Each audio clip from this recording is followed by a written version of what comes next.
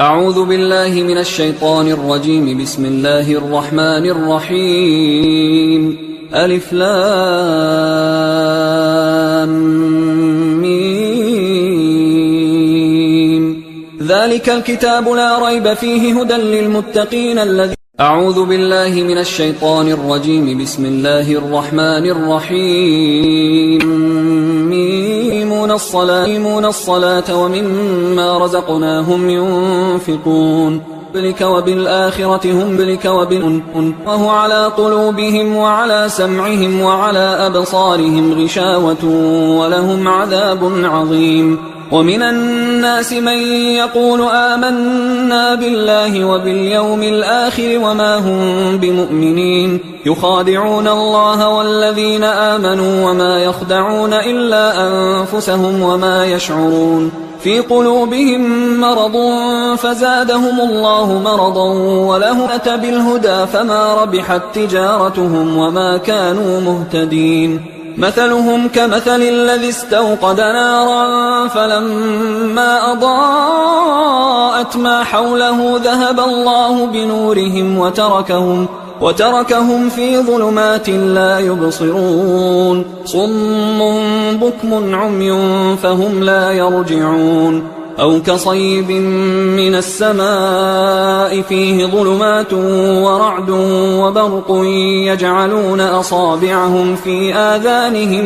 من الصواعق حذر الموت والله محيط بالكافرين. يكاد البرق يخطف أبصارهم كلما أضاء لهم مشوا فيه وإذا أظلم عليهم قاموا ولو شاء الله لذهب بسمعهم وأبصارهم إن الله على كل شيء قدير. يا أيها الناس اعبدوا ربكم الذي خلقكم والذين من قبلكم لعلكم تتقون. الذي جعل لكم الأرض فراشا والسماء بناء وأنزل من السماء ماء فأخرج به من الثمرات رزقا لكم فلا تجعلوا لله أندادا وأنتم تعلمون. وإن كنتم في ريب مما نزلنا على عبدنا فأتوا بسورة من مثله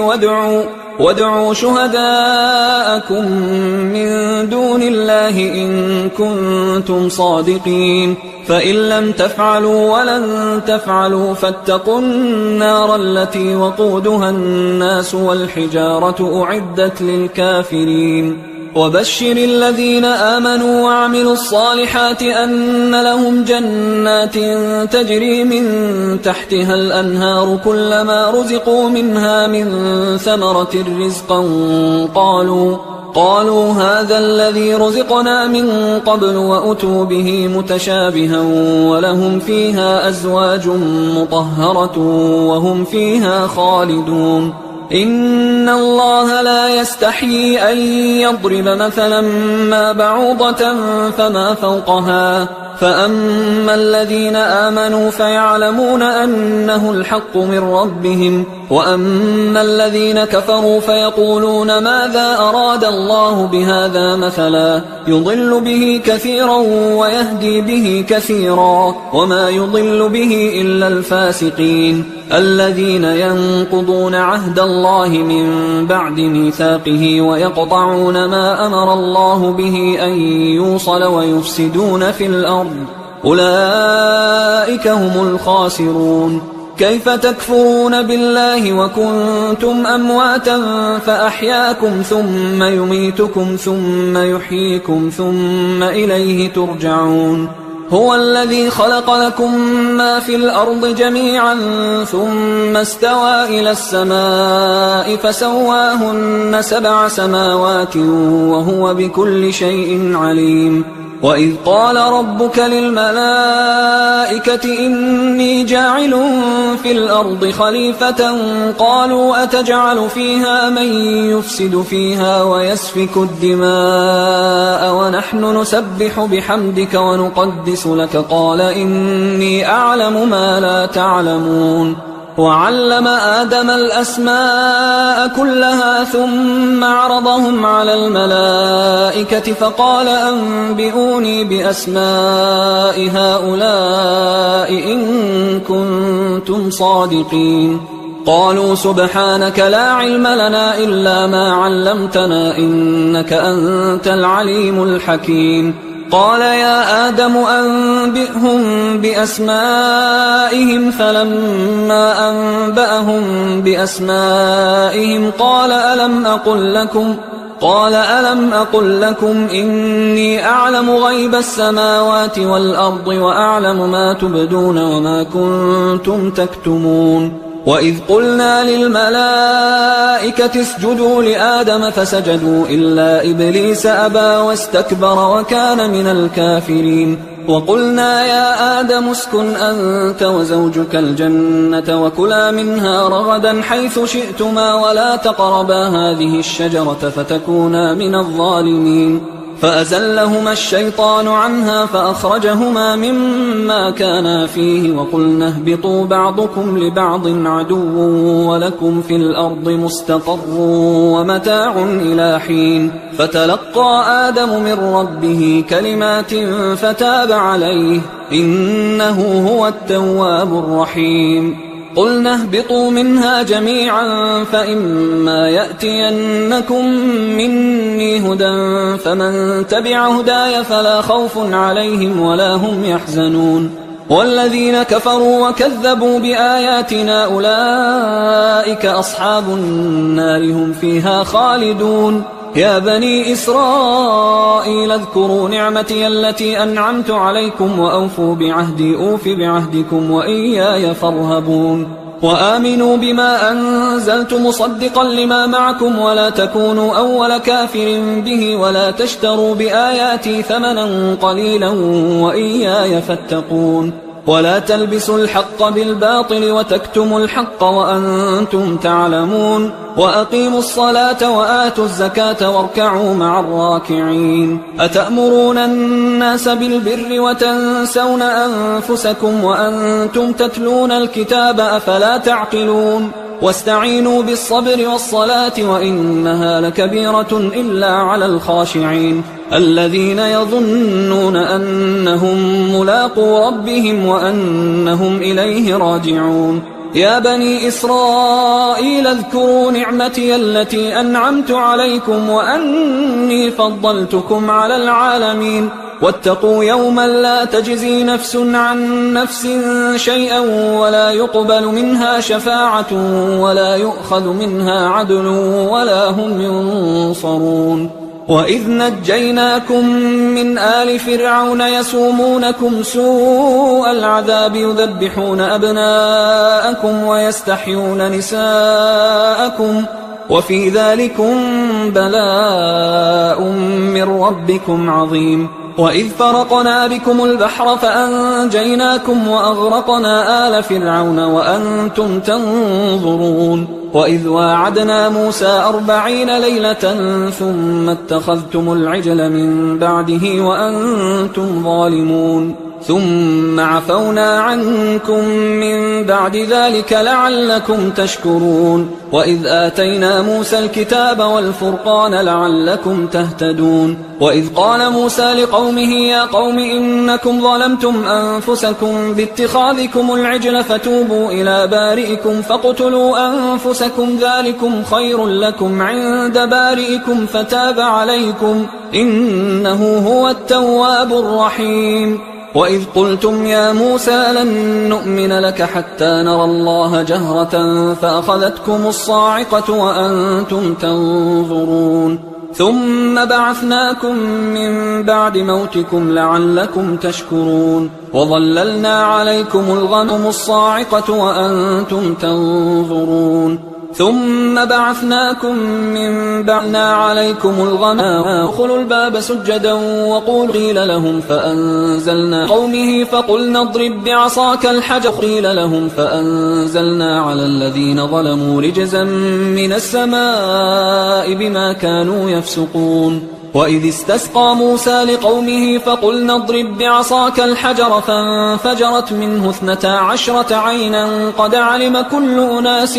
مشربهم كلوا واشربوا من رزق الله ولا تعثوا في الأرض مفسدين وإذ قلتم يا موسى لن نصبر على طعام واحد فادع لنا ربك يخرج لنا مما تنبت الأرض من بقلها وقثائها وفومها وعدسها وبصلها قال أتستبدلون الذي هو أدنى بالذي هو خير اهبطوا مصرا فإن لكم ما سألتم وضربت عليهم الذلة والمسكنة وباءوا بغضب من الله ذلك بأن الله يأمركم أن تذبحوا بقرة قالوا أتتخذنا هزوا قال أعوذ بالله أن أفعلوا ما تؤمرون قالوا ادع لنا ربك يبين لنا ما لونها قال إنه يقول إنها بقرة صفراء فاقع لونها تسر الناظرين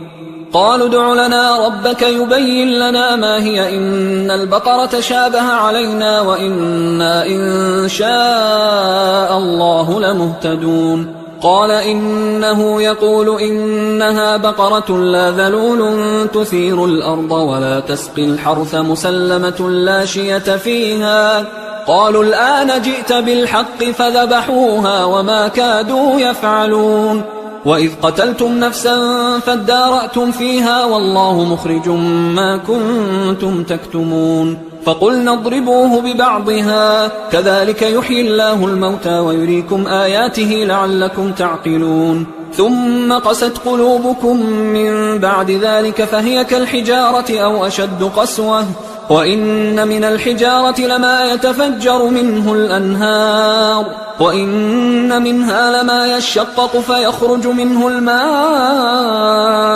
وإن منها لما يهبط من خشية الله وما الله بغافل عما تعملون أفتطمعون أن يؤمنوا لكم وقد كان فريق منهم يسمعون كلام الله ثم يحرفونه من بعد ما عقلوه وهم يعلمون وإذا لقوا الذين آمنوا قالوا آمنا وإذا خلا بعضهم إلى بعض قالوا أتحدثونهم بما فتح الله عليكم ليحاجوكم به عند ربكم أفلا تعقلون أولا يعلمون أن الله يعلم ما يسرون وما يعلنون ومنهم أميون لا يعلمون الكتاب إلا أماني وإنهم إلا يظنون فويل للذين يكتبون الكتاب بأيديهم ثم يقولون هذا من عند الله ليشتروا به ثمنا قليلا فويل لهم مما كتبت أيديهم وويل لهم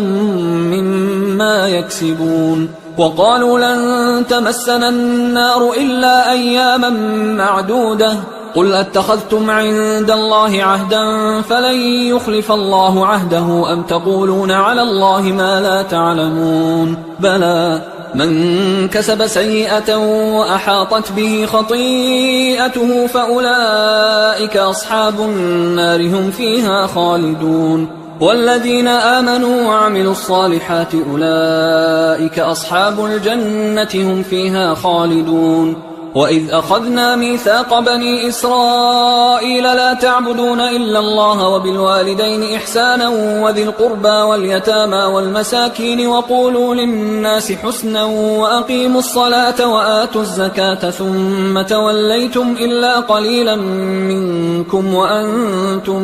معرضون وإذ أخذنا ميثاقكم لا تسفكون دماءكم ولا تخرجون أنفسكم من دياركم ثم أقررتم وأنتم تشهدون ثم أنتم هؤلاء تقتلون أنفسكم وتخرجون فريقا منكم من ديارهم تظاهرون عليهم بالإثم والعدوان وإن يأتوكم أسارى تفادوهم وهو محرم عليكم إخراجهم أفتؤمنون ببعض الكتاب وتكفرون ببعض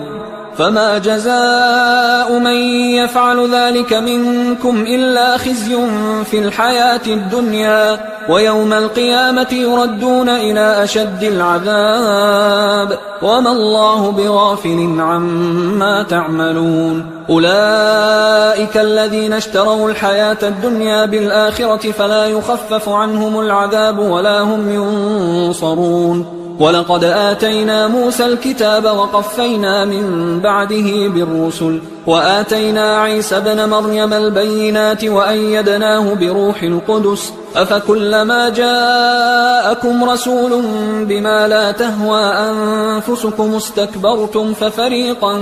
كذبتم وفريقا تقتلون وقالوا قلوبنا غلف بل لعنهم الله بكفرهم فقليلا ما يؤمنون ولما جاءهم كتاب من عند الله مصدق لما معهم وكانوا من قبل يستفتحون على الذين كفروا فلما جاءهم ما عرفوا كفروا به فلعنة الله على الكافرين بئس ما اشتروا به أنفسهم أن يكفروا بما أنزل الله بغيا أن ينزل الله من فضله على من يشاء من عباده فباءوا بغضب على غضب وللكافرين عذاب مهين وإذا قيل لهم آمنوا بما أنزل الله قالوا نؤمن بما أنزل علينا ويكفرون بما وراءه وهو الحق مصدقا لما معهم قل فلم تقتلون أنبياء الله من قبل إن كنتم مؤمنين ولقد جاءكم موسى بالبينات ثم اتخذتم العجل من بعده وأنتم ظالمون وإذ أخذنا ميثاقكم ورفعنا فوقكم الطور خذوا ما آتيناكم بقوة واسمعوا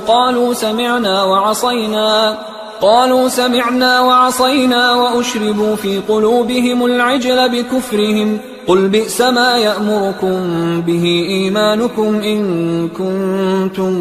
مؤمنين قل إن كانت لكم الدار الآخرة عند الله خالصة من دون الناس فتمنوا الموت إن كنتم صادقين ولن يتمنوه أبدا بما قدمت أيديهم والله عليم بالظالمين ولتجدنهم أحرص الناس على حياة ومن الذين أشركوا يود أحدهم لو يعمر 1000 سنة وما هو بمزحزحه من العذاب أن يعمر والله بصير بما يعملون قل من كان عدوا لجبريل فإنه نزله على قلبك بالله مصدقا لما بين يديه وهدى وبشرى للمؤمنين من كان الله مسته ورسله بينهم بل أكثرهم لا يؤمنون ولما جاءهم رسول من عند الله مصدق لما معهم نبذ فريق من الذين أوتوا الكتاب كتاب الله وراء ظهورهم كأنهم لا يعلمون واتبعوا ما تتلو الشياطين على ملك سليمان وما كفر سليمان ولكن الشياطين كفروا يعلمون ولو أنهم آمنوا واتقوا لمثوبة من عند الله خير لو كانوا يعلمون يا أيها الذين آمنوا لا تقولوا راعنا وقولوا انظرنا واسمعوا وللكافرين عذاب أليم ما يود الذين كفروا من أهل الكتاب ولا المشركين أن ينزل عليكم من خير من ربكم والله يختص برحمته من يشاء والله ذو الفضل العظيم ما ننسخ من آية أو ننسها نأت بخير منها أو مثلها ألم تعلم أن الله على كل شيء قدير ألم تعلم أن الله له ملك السماوات والأرض وما لكم من دون الله من ولي ولا نصير أم تريدون أن تسألوا رسولكم كما سئل موسى من قبل ومن يتبدل الكفر بالإيمان فقد ضل سواء السبيل ود كثير من أهل الكتاب لو يردونكم من بعد إيمانكم كفارا حسدا من عند أنفسهم من بعد ما تبين لهم الحق فاعفوا واصفحوا حتى يأتي الله بأمره إن الله على كل شيء قدير وأقيموا الصلاة وآتوا الزكاة وما تقدموا لأنفسكم من خير تجدوه عند الله إن الله بما تعملون بصير وقالوا لن يدخل الجنة إلا من كان هودا أو نصارى تلك أمانيهم قل هاتوا برهانكم إن كنتم صادقين بلى من أسلم وجهه لله وهو محسن فله أجره عند ربه ولا خوف عليهم ولا هم يحزنون وقالت اليهود ليست النصارى على شيء وقالت النصارى ليست اليهود على شيء وهم يتلون الكتاب كذلك قال الذين لا يعلمون مثل قولهم فالله يحكم بينهم يوم القيامة فيما كانوا فيه يختلفون ومن أظلم ممن منع مساجد الله أن يذكر فيها اسمه وسعى في خرابها أولئك ما كان لهم أن يدخلوها إلا خائفين لهم في الدنيا خزي ولهم في الآخرة عذاب عظيم ولله المشرق والمغرب فأينما تولوا فثم وجه الله إن الله واسع عليم وقالوا اتخذ الله ولدا سبحانه بل له ما في السماوات والأرض كل له قانتون بديع السماوات والأرض وإذا قضى أمرا فإنما يقول له كن فيكون وقال الذين لا يعلمون لولا يكلمنا الله أو تأتينا آية كذلك قال الذين من قبلهم مثل قولهم تشابهت قلوبهم قد بينا الآيات لقوم يوقنون إنا أرسلناك بالحق بشيرا ونذيرا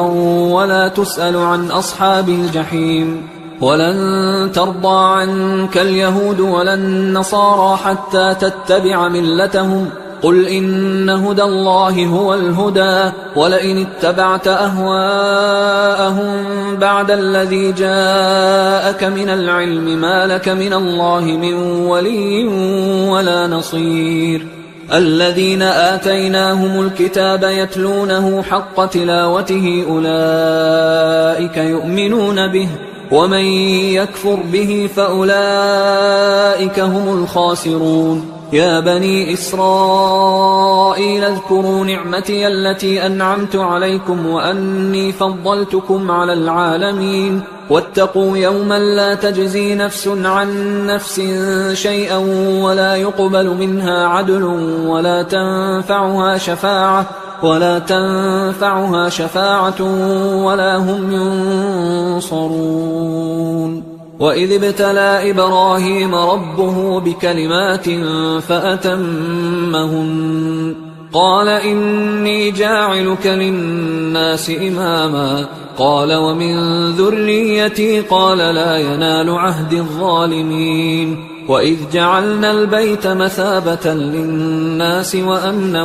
واتخذوا من مقام إبراهيم مصلى وعهدنا إلى إبراهيم وإسماعيل أن طهرا بيتي للطائفين والعاكفين والركع السجود وإذ قال إبراهيم رب اجعل هذا بلدا آمنا وارزق أهله من الثمرات من آمن منهم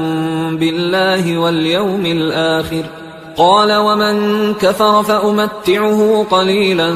ثم أضطره إلى عذاب النار وبئس المصير وإذ يرفع إبراهيم القواعد من البيت وإسماعيل ربنا تقبل منا إنك أنت السميع العليم ربنا وجعلنا مسلمين لك ومن ذريتنا أمة مسلمة لك وأرنا مناسكنا وتب علينا إنك أنت التواب الرحيم ربنا وابعث فيهم رسولا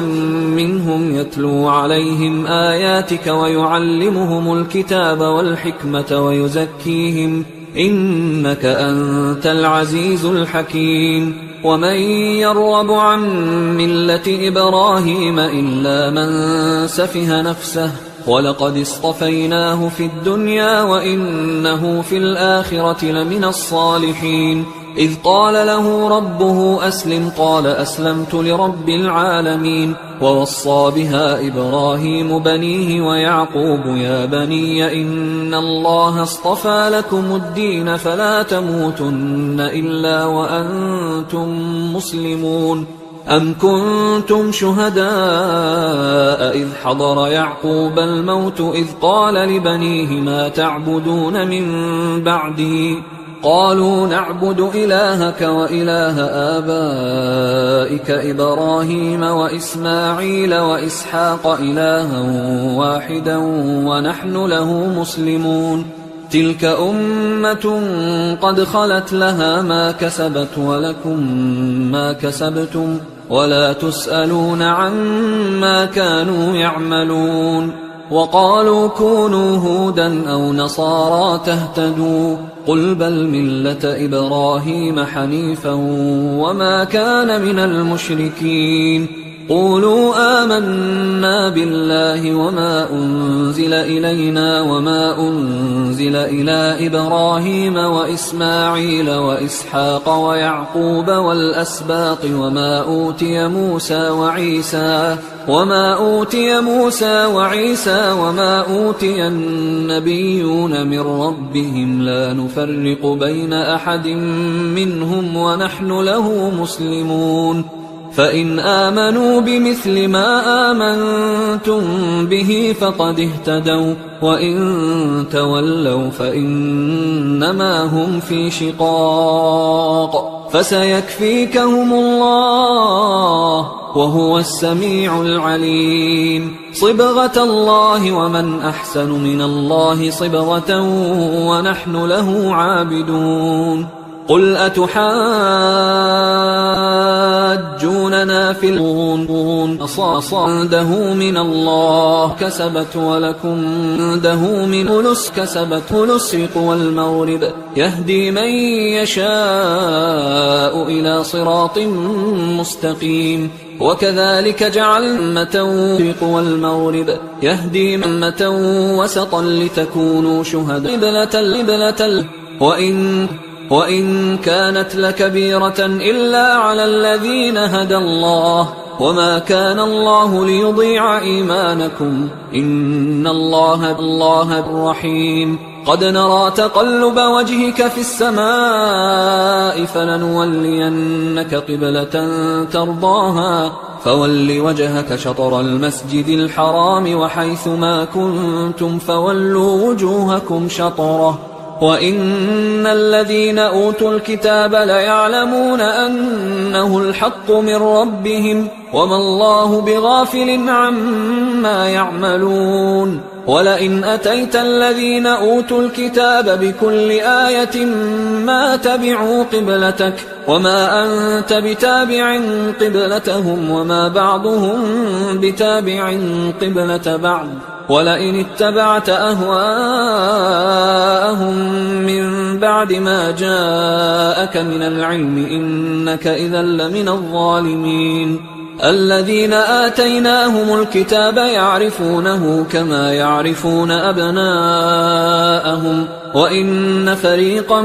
منهم ليكتمون الحق وهم يعلمون الحق من ربك فلا تكونن من الممترين ولكل وجهة هو موليها فاستبقوا الخيرات أينما تكونوا يأت بكم الله جميعا إن الله على كل شيء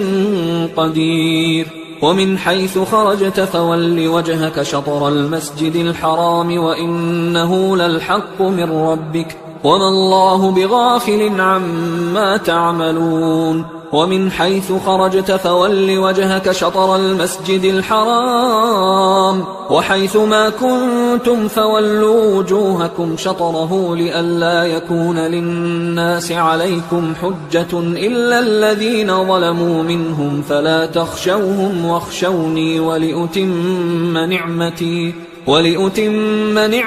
عليكم ولعلكم تهتدون كما أرسلنا فيكم رسولا منكم يتلو عليكم آياتنا ويزكيكم ويعلمكم الكتاب والحكمة ويعلمكم ما لم تكونوا تعلمون فاذكروني أذكركم واشكروا لي ولا تكفرون يا أيها الذين آمنوا استعينوا بالصبر والصلاة إن الله مع الصابرين ولا تقولوا لمن يقتل في سبيل الله أموات بل أحياء ولكن لا تشعرون ولنبلونكم بشيء من الخوف والجوع ونقص من الأموال والأنفس والثمرات وبشر الصابرين الذين إذا أصابتهم مصيبة قالوا إنا لله وإنا إليه راجعون أولئك عليهم صلوات من ربهم ورحمة وأولئك هم المهتدون إن الصفا والمروة من شعائر الله فمن حج البيت أو اعتمر فلا جناح عليه أن يطوف بهما ومن تطوع خيرا فإن الله شاكر عليم إن الذين يكتمون ما أنزلنا من البينات والهدى من بعد ما بيناه للناس في الكتاب أولئك يلعنهم الله وقال الذين اتبعوا لو أن لنا كرة فنتبرأ منهم كما تبرأوا منا كذلك يريهم الله أعمالهم حسرات عليهم وما هم بخارجين من النار يا أيها الناس كلوا مما في الأرض حلالا طيبا ولا تتبعوا خطوات الشيطان إنه لكم عدو مبين إنما يأمركم بالسوء والفحشاء وأن تقولوا على الله ما لا تعلمون وإذا قيل لهم اتبعوا ما أنزل الله قالوا بل نتبع ما ألفينا عليه آباءنا أولو كان آباؤهم لا يعقلون شيئا ولا يهتدون ومثل الذين كفروا كمثل الذي ينعق بما لا يسمع إلا دعاء ونداء صم بكم عمي فهم لا يعقلون يا أيها الذين آمنوا كلوا من طيبات ما رزقناكم واشكروا لله إن كنتم إياه تعبدون إنما حرم عليكم الميتة والدم ولحم الخنزير وما أهل به لغير الله فمن اضطر غير باغ ولا عاد فلا إثم عليه إن الله غفور رحيم إن الذين يكتمون ما أنزل الله من الكتاب ويشترون به ثمنا قليلا أولئك ما يأكلون في بطونهم إلا النار ولا يكلمهم الله يوم القيامة ولا يزكيهم ولهم عذاب أليم أولئك الذين اشتروا الضلالة بالهدى والعذاب بالمغفرة فما أصبرهم على النار ذلك بأن الله نزل الكتاب بالحق وإن الذين اختلفوا في الكتاب لفي شقاق بعيد ليس البر أن تولوا وجوهكم قبل المشرق والمغرب ولكن البر من آمن بالله واليوم الآخر والملائكة والكتاب والنبيين وآتى المال على حبه ذوي القربى واليتامى والمساكين وابن السبيل والسائلين وفي الرقاب وأقام الصلاة وآتى الزكاة والموفون بعهدهم إذا عاهدوا والصابرين في البأساء والضراء وحين البأس أولئك الذين صدقوا وأولئك هم المتقون يا أيها الذين آمنوا كتب عليكم القصاص في القتلى الحر بالحر والعبد بالعبد والأنثى بالأنثى فمن عفي له من أخيه شيء فاتباع بالمعروف وأداء إليه بإحسان ذلك تخفيف من ربكم ورحمة فمن اعتدى بعد ذلك فله عذاب أليم ولكم في القصاص حياة يا أولي الألباب لعلكم تتقون كتب عليكم إذا حضر أحدكم الموت إن ترك خيرا الوصية للوالدين والأقربين بالمعروف حقا على المتقين فمن بدله بعدما سمعه فإنما إثمه على الذين يبدلونه إن الله سميع عليم فمن خاف من موص جنفا أو إثما فأصلح بينهم فلا إثم عليه إن الله غفور رحيم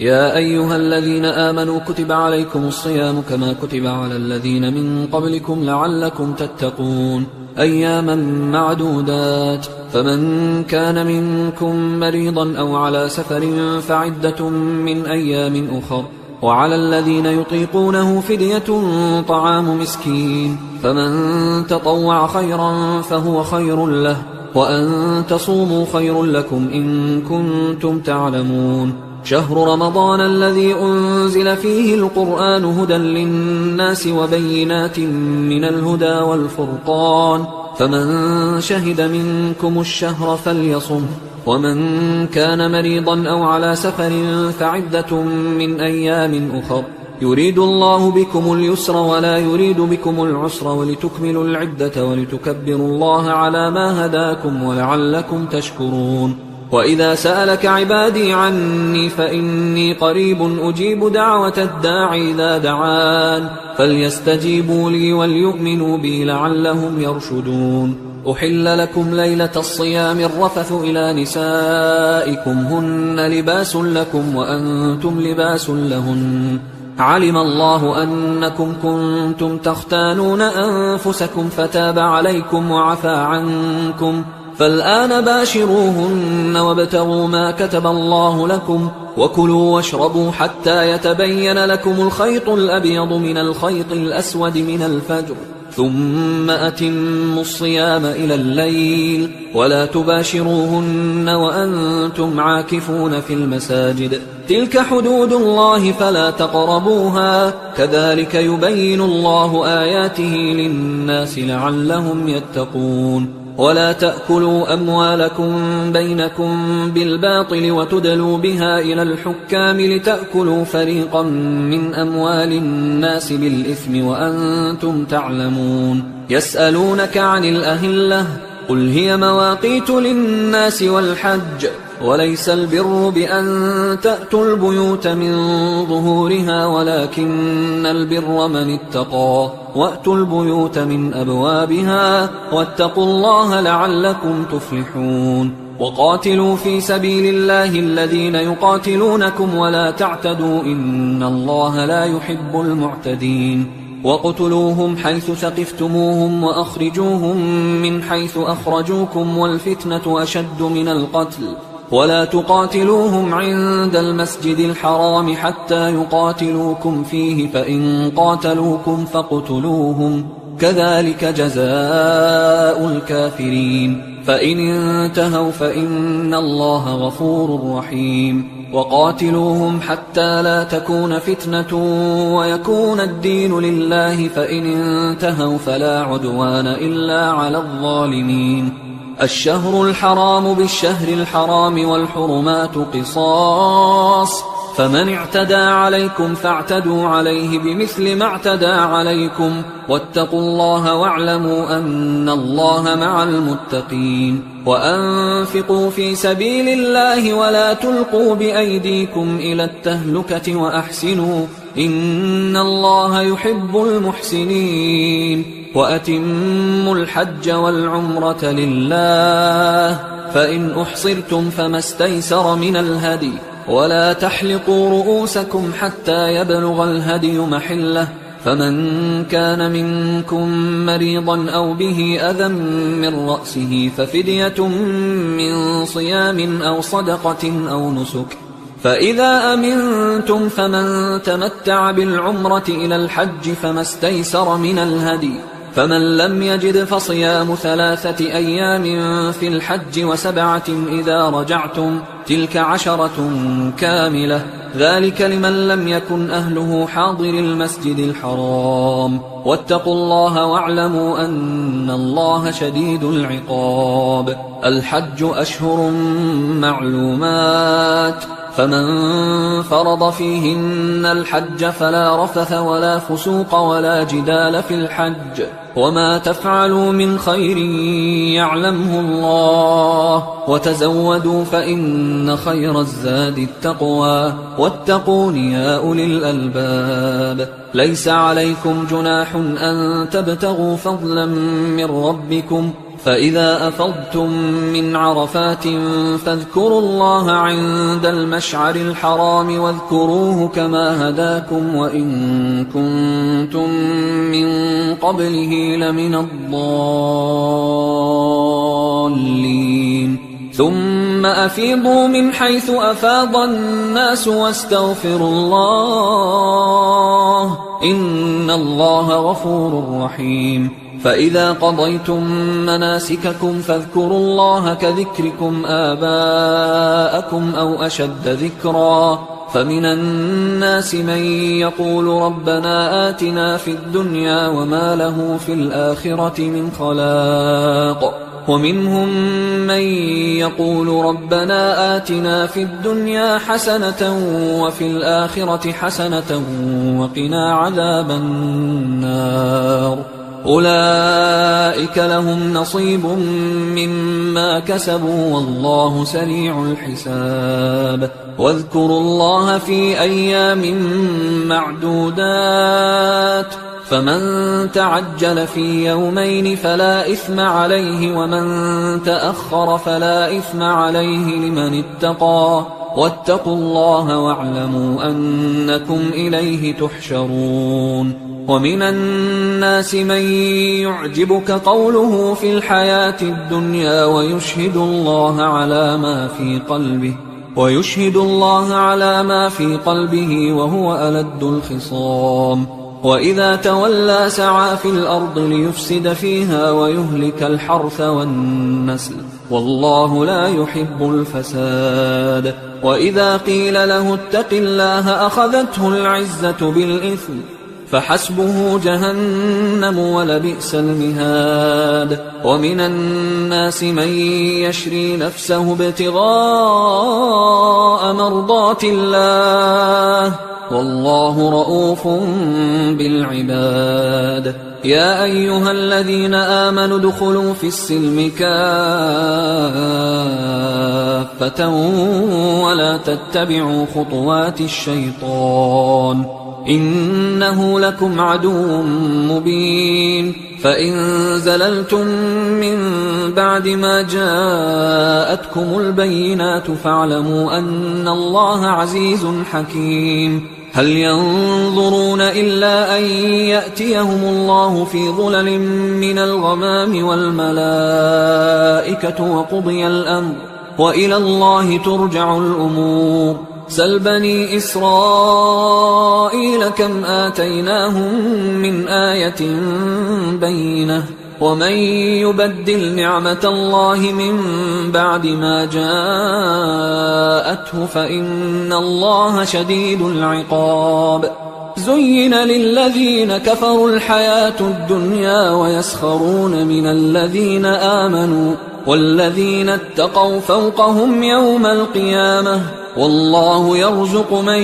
يشاء بغير حساب. كان الناس أمة واحدة فبعث الله النبيين مبشرين ومنذرين وأنزل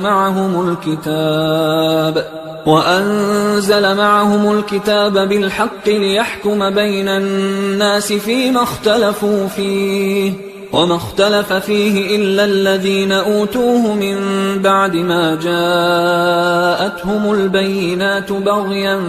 بينهم فهدى الله الذين آمنوا لما اختلفوا فيه من الحق بإذنه والله يهدي من يشاء إلى صراط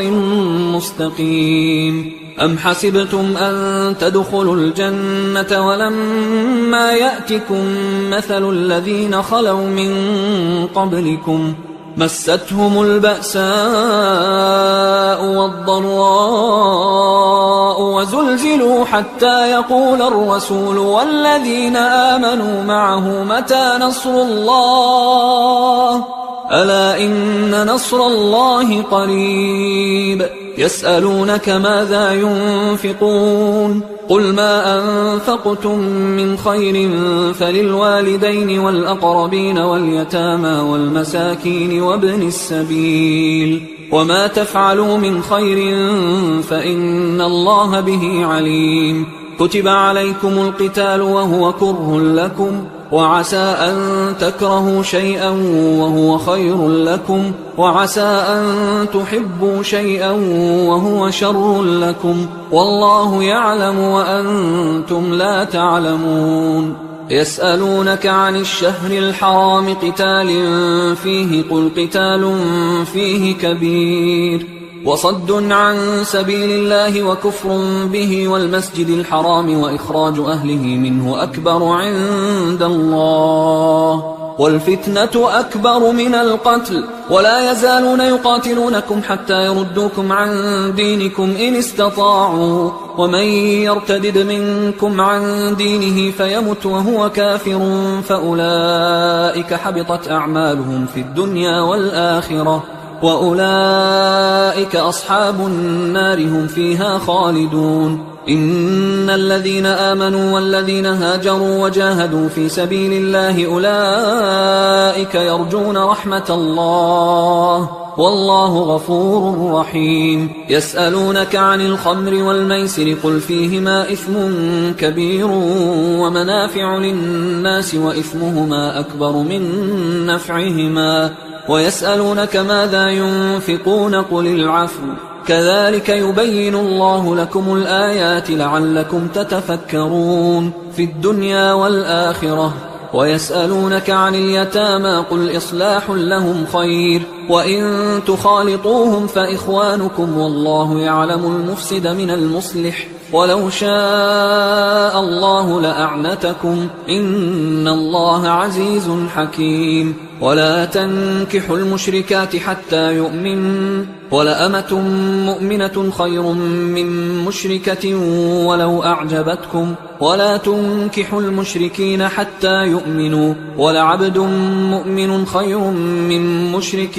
ولو أعجبكم أولئك يدعون إلى النار والله يدعو إلى الجنة والمغفرة بإذنه ويبين آياته للناس لعلهم يتذكرون ويسألونك عن المحيض قل هو أذى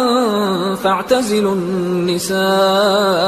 في المحيض ولا تقربوهن حتى يطهرن فإذا تطهرن فأتوهن من حيث أمركم الله إن الله يحب التوابين ويحب المتطهرين نساؤكم حرث لكم فأتوا حرثكم أنى شئتم وقدموا لأنفسكم واتقوا الله واعلموا أنكم ملاقوه وبشر المؤمنين ولا تجعلوا الله عرضة لأيمانكم أن تبروا وتتقوا وتصلحوا بين الناس والله سميع عليم لا يؤاخذكم الله باللغو في أيمانكم ولكن يؤاخذكم بما كسبت قلوبكم والله غفور حليم للذين يؤلون من نسائهم تربص 4 أشهر فإن فاءوا فإن الله غفور رحيم وإن عزموا الطلاق فإن الله سميع عليم والمطلقات يتربصن بأنفسهن 3 قروء ولا يحل لهن أن يكتمن ما خلق الله في أرحامهن إن كن يؤمن بالله واليوم الآخر وبعولتهن أحق بردهن في ذلك إن أرادوا إصلاحا ولهن مثل الذي عليهن بالمعروف وللرجال عليهن درجة والله عزيز حكيم الطلاق 2 مرتان فإمساك بمعروف أو تسريح بإحسان ولا يحل لكم أن تأخذوا مما آتيتموهن شيئا إلا أن يخافا ألا يقيما حدود الله فإن خفتم ألا يقيما حدود الله فلا جناح عليهما فيما افتدت به تلك حدود الله فلا تعتدوها ومن يتعد حدود الله فأولئك هم الظالمون فإن طلقها فلا تحل له من بعد حتى تنكح زوجا غيره فإن طلقها فلا جناح عليهما أن يتراجعا إن ظنا أن يقيما حدود الله وتلك حدود الله يبينها لقوم يعلمون وإذا طلقتم النساء فبلغن أجلهن فأمسكوهن بمعروف أو سرحوهن بمعروف ولا تمسكوهن ضرارا لتعتدوا ومن يفعل ذلك فقد ظلم نفسه ولا تتخذوا آيات الله هزوا واذكروا نعمة الله عليكم وما أنزل عليكم من الكتاب والحكمة يعظكم به واتقوا الله واعلموا أن الله بكل شيء عليم وإذا طلقتم النساء فبلغن أجلهن فلا تعضلوهن أن ينكحن أزواجهن إذا تراضوا بينهم بالمعروف ذلك يوعظ به من كان منكم يؤمن بالله واليوم الآخر ذلكم أزكى لكم وأطهر والله يعلم وأنتم لا تعلمون والوالدات يرضعن أولادهن حولين كاملين لمن أراد أن يتم الرضاعة وعلى المولود له رزقهن وكسوتهن بالمعروف لا تكلف نفس إلا وسعها لا تضار والدة بولدها ولا مولود له بولده وعلى الوارث مثل ذلك فإن أرادا فصالا عن تراض منهما وتشاور فلا جناح عليهما. وإن أردتم أن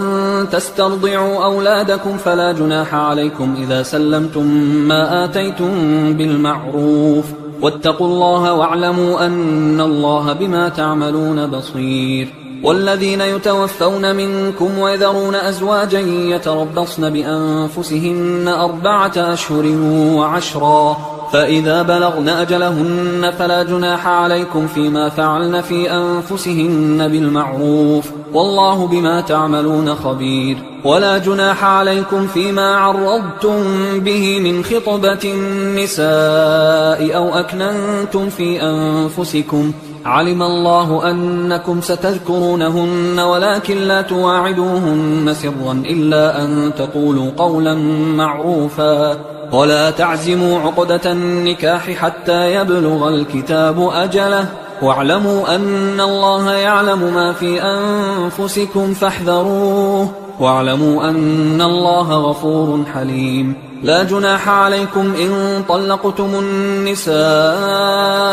ما لم تمسوهن أو تفرضوا لهن فريضة، ومتعوهن على الموسع قدره وعلى المقتر قدره متاعا بالمعروف حقا على المحسنين. وإن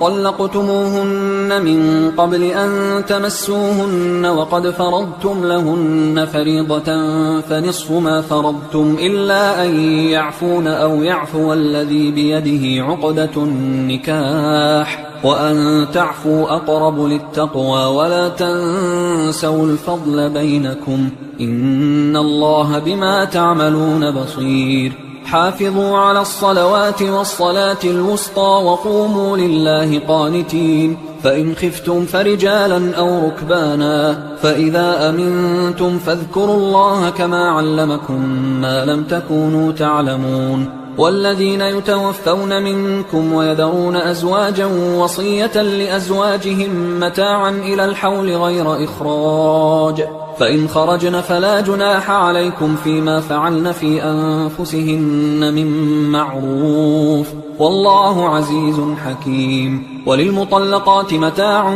بالمعروف حقا على المتقين، كذلك يبين الله لكم آياته لعلكم تعقلون. ألم تر إلى الذين خرجوا من ديارهم وهم ألوف حذر الموت فقال لهم الله موتوا ثم أحياهم، إن الله لذو فضل على الناس ولكن أكثر الناس لا يشكرون. وقاتلوا في سبيل الله واعلموا أن الله سميع عليم. من ذا الذي يقرض الله قرضا حسنا فيضاعفه له أضعافا كثيرة، والله يقبض ويبسط وإليه ترجعون. ألم تر إلى الملأ من بني إسرائيل من بعد موسى إذ قالوا لنبي له مبعث لنا ملكا نقاتل في سبيل الله، قال هل عسيتم إن كتب عليكم القتال ألا تقاتلوا؟ قالوا وما لنا ألا نقاتل في سبيل الله وقد أخرجنا من ديارنا وأبنائنا، فلما كتب عليهم القتال تولوا إلا قليلا منهم، والله عليم بالظالمين. وقال لهم نبيهم إن الله قد بعث لكم طالوت ملكا، قالوا أنى يكون له الملك علينا ونحن أحق بالملك منه ولم يؤت سعة من المال، قال إن الله اصطفاه عليكم وزاده بسطة في العلم والجسم، والله يؤتي ملكه من يشاء والله واسع عليم. وقال لهم نبيهم إن آية ملكه أن يأتيكم التابوت فيه سكينة من ربكم وبقية مما ترك آل موسى وآل هارون تحمله الملائكة،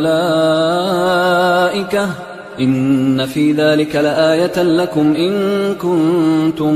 مؤمنين. فلما فصل طالوت بالجنود قال إن الله مبتليكم بنهر فمن شرب منه فليس مني ومن لم يطعمه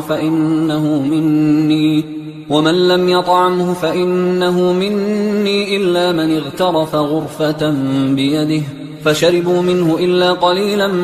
منهم، فلما جاوزه هو والذين آمنوا معه قالوا لا طاقة لنا اليوم بجالوت وجنوده. قال الذين يظنون أنهم ملاقوا الله كم من فئة قليلة غلبت فئة كثيرة بإذن الله والله مع الصابرين. ولما برزوا لجالوت وجنوده قالوا ربنا أفرغ علينا صبرا وثبت أقدامنا وانصرنا على القوم الكافرين. فهزموهم بإذن الله وقتل داود جالوت وآتاه الله الملك والحكمة وعلمه مما يشاء ولولا دفع الله الناس بعضهم ببعض لفسدت الأرض ولكن الله ذو فضل على العالمين. تلك آيات الله نتلوها عليك بالحق وإنك لمن المرسلين. تلك الرسل فضلنا بعضهم على بعض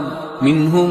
من كلم الله ورفع بعضهم درجات وآتينا عيسى ابن مريم البينات وأيدناه بروح القدس ولو شاء الله ما اقتتل الذين من بعدهم من بعد ما جاءتهم البينات ولكن اختلفوا فمنهم من آمن ومنهم من كفر ولو شاء الله ما اقتتلوا ولكن الله يفعل ما يريد. يا أيها الذين آمنوا أنفقوا مما رزقناكم من قبل أن يأتي يوم لا بيع فيه ولا خلة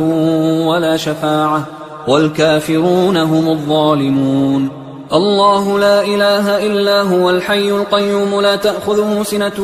ولا نوم له ما في السماوات وما في الأرض من ذا الذي يشفع عنده إلا بإذنه يعلم ما بين أيديهم وما خلفهم ولا يحيطون بشيء من علمه إلا بما شاء وسع كرسيه السماوات والأرض ولا يؤوده حفظهما وهو العلي العظيم. لا إكراه في الدين قد تبين الرشد من الغي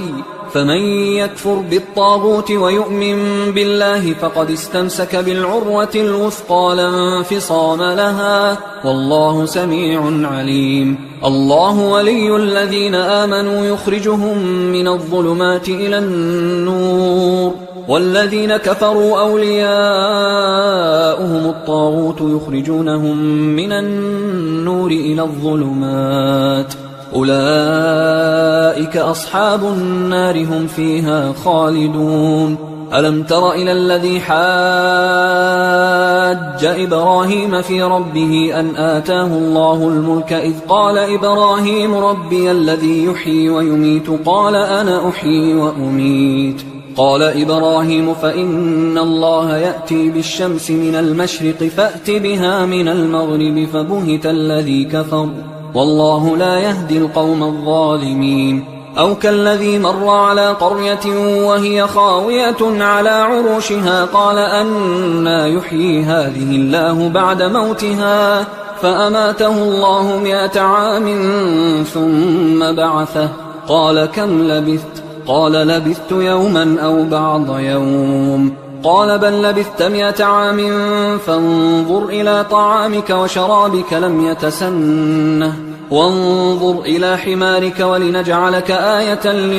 للناس وانظر إلى العظام كيف ننشزها ثم نكسوها لحما فلما تبين له قال أعلم أن الله على كل شيء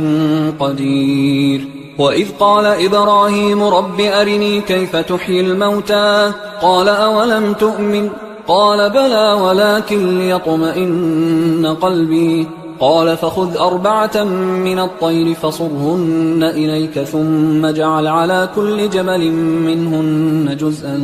ثم ادعهن يأتينك سعيا واعلم أن الله عزيز حكيم. مثل الذين ينفقون أموالهم في سبيل الله كمثل حبة أنبتت 7 سنابل في كل سنبلة 100 حبة والله يضاعف لمن يشاء والله واسع عليم. الذين ينفقون أموالهم في سبيل الله ثم لا يتبعون ما أنفقوا منا ولا أذى لهم لهم أجرهم عند ربهم ولا خوف عليهم ولا هم يحزنون قول معروف ومغفرة خير من صدقة يتبعها أذى والله غني حليم يا أيها الذين آمنوا لا تبطلوا صدقاتكم بالمن والأذى كالذي ينفق ماله رئاء الناس ولا يؤمن بالله واليوم الآخر فمثله كمثل صفوان عليه تراب فأصابه وابل فتركه صلدا لا يقدرون على شيء مما كسبوا والله لا يهدي القوم الكافرين ومثل الذين ينفقون أموالهم ابتغاء مرضات الله وتثبيتا من أنفسهم كمثل جنة بربوة أصابها وابل فآتت أكلها ضعفين فإن لم يصبها وابل فطل والله بما تعملون بصير أيود أحدكم أن تكون له جنة من نخيل وأعناب تجري من تحتها الأنهار له فيها من كل الثمرات وأصابه الكبر وله ذرية ضعفاء فأصابها إعصار فيه نار فاحترقت كذلك يبين الله لكم الآيات لعلكم تتفكرون يا أيها الذين آمنوا أنفقوا من طيبات ما كسبتم ومما أخرجنا لكم من الأرض ولا تيمموا الخبيث منه تنفقون ولستم بآخذيه إلا أن تغمضوا فيه واعلموا أن الله غني حميد الشيطان يعدكم الفقر ويأمركم بالفحشاء والله يعدكم مغفرة منه وفضلا والله واسع عليم يؤتي الحكمة من يشاء ومن يؤت الحكمة فقد أوتي خيرا كثيرا وما يذكر إلا أولو الألباب وما أنفقتم من نفقة أو نذرتم من نذر فإن الله يعلمه وما للظالمين من أنصار إن تبدوا الصدقات فنعما هي وإن تخفوها وتؤتوها الفقراء فهو خير لكم ويكفر عنكم من سيئاتكم والله بما تعملون خبير ليس عليك هداهم ولكن الله يهدي من يشاء وما تنفقوا من خير فلأنفسكم وما تنفقون إلا ابتغاء وجه الله وما تنفقوا من خير يوفى إليكم وأنتم لا تظلمون للفقراء الذين أحصروا في سبيل الله لا يستطيعون ضربا في الأرض يحسبهم الجاهل أغنياء من التعفف تعرفهم بسيماهم لا يسألون الناس إلحافا وما تنفقوا من خير فإن الله به عليم الذين ينفقون أموالهم بالليل والنهار سرا وعلانية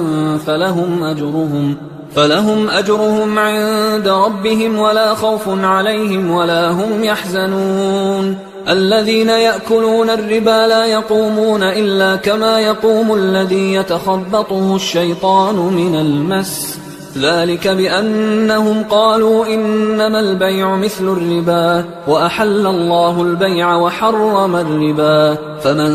جاءه موعظة من ربه فانتهى فله ما سلف وأمره إلى الله ومن عاد فأولئك أصحاب النار هم فيها خالدون يمحق الله الربا ويربي الصدقات والله لا يحب كل كفار أثيم. إن الذين آمنوا وعملوا الصالحات وأقاموا الصلاة وآتوا الزكاة لهم أجرهم عند ربهم ولا خوف عليهم ولا هم يحزنون. يا أيها الذين آمنوا اتقوا الله وذروا ما بقي من الربا إن كنتم مؤمنين، فإن لم تفعلوا فأذنوا بحرب من الله ورسوله، وإن تبتم فلكم رؤوس أموالكم لا تظلمون ولا تظلمون. وإن كان ذو عسرة فنظرة إلى ميسرة، وأن تصدقوا خير لكم إن كنتم تعلمون. واتقوا يوما ترجعون فيه إلى الله ثم توفى كل نفس ما كسبت وهم لا يظلمون. يا أيها الذين آمنوا إذا تداينتم بدين إلى أجل مسمى فاكتبوه، وليكتب بينكم كاتب بالعدل، ولا يأب كاتب أن يكتب كما علمه الله، فليكتب وليملل الذي عليه الحق وليتق الله ربه ولا يبخس منه شيئا، فإن كان الذي عليه الحق سفيها أو ضعيفا أو لا يستطيع أن يمله فليملل وليه بالعدل، واستشهدوا شهيدين من رجالكم، فإن لم يكونا رجلين فرجل وامرأتان ممن ترضون من الشهداء أن تضل إحداهما فتذكر إحداهما الأخرى، ولا يأبى الشهداء إذا ما دعوا، ولا تسأموا أن تكتبوه صغيرا أو كبيرا إلى أجله، ذلكم أقسط عند الله وأقوم للشهادة وأدنى أن لا ترتابوا إلا أن تكون تجارة حاضرة تديرونها بينكم فليس عليكم جناح ألا تكتبوها، وأشهدوا إذا تبايعتم، ولا يضار كاتب ولا شهيد، وإن تفعلوا فإنه فسوق بكم، واتقوا الله ويعلمكم الله والله بكل شيء عليم. وإن كنتم على سفر ولم تجدوا كاتبا فرهان مقبوضة، فإن أمن بعضكم بعضا فليؤدي الذي اؤتمن أمانته وليتق الله ربه ولا تكتموا الشهادة، ومن يكتمها فإنه آثم قلبه والله بما تعملون عليم. لله ما في السماوات وما في الأرض، وإن تبدوا ما في أنفسكم أو تخفوه يحاسبكم به الله، فيغفر لمن يشاء ويعذب من يشاء، والله على كل شيء قدير. آمن الرسول بما أنزل إليه من ربه والمؤمنون كل آمن بالله وملائكته وكتبه ورسله لا نفرق بين أحد من رسله، وقالوا سمعنا وأطعنا غفرانك ربنا وإليك المصير. لا يكلف الله نفسا إلا وسعها، لها ما كسبت وعليها ما اكتسبت، ربنا لا تؤاخذنا إن نسينا أو أخطأنا، ربنا ولا تحمل علينا إصرا كما حملته على الذين من قبلنا، ربنا ولا تحملنا ما لا طاقة لنا به، واعف عنا واغفر لنا وارحمنا، أنت مولانا فانصرنا على القوم الكافرين.